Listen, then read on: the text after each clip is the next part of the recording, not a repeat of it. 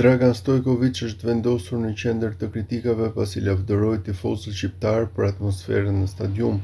Shqipëria dhe Serbia barazuan 0-0, ndërsa trajneri serb tha fjalën e tij. Stojkovic është rikthyer sërish në këtë temë, këtë herë për të komentuar fjalët e tij.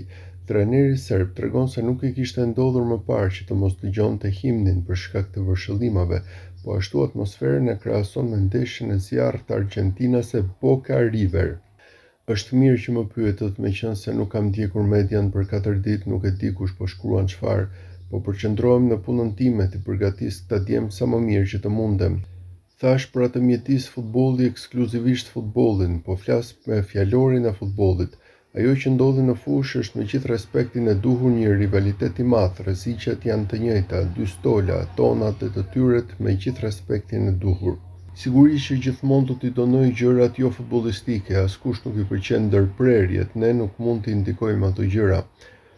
Ka institucione që merren me këto gjëra, ne nuk do t'i ndëshkojmë, dikush tjetër duhet t'i ndëshkojë. Ju nuk ishit atje, ju e pat në televizor. Disa nga kolegët tuaj, të gjithë do të donin të kishin këtë lloj atmosfere. Ndodhi për herë të parë, isha në këtë rol për herë të 51 që nuk e dëgjova himnin kombëtar, imagjinoni shpërthimin e vërshëllimave që ishte. Ne kënduam himnin ton me krenari dhe kjo ishte një motiv shtesë për ne që të mos i nënshtroheshim atij presioni dhe djemt u sollën shkëlqyeshëm në fushë. Kjo është një fitore e madhe. A e mendon të vërtet dikush se do të prisnin me duartrokitje? Sjellja e tyre është e tyre. Unë nuk jam politikan, nuk përdor fjalimin e një politikan, jam jashtëzakonisht i kujdesshëm se çfarë them, komentova atmosferën në stadium dhe sjelljen, dikujt i intereson kjo. Që të mos më duhet t'ia vërtetoj askujt, serbishtën time nuk mbështes askënd, dua vetëm Serbinë, dua t'i bëj heronj për sa kohë që marr frym.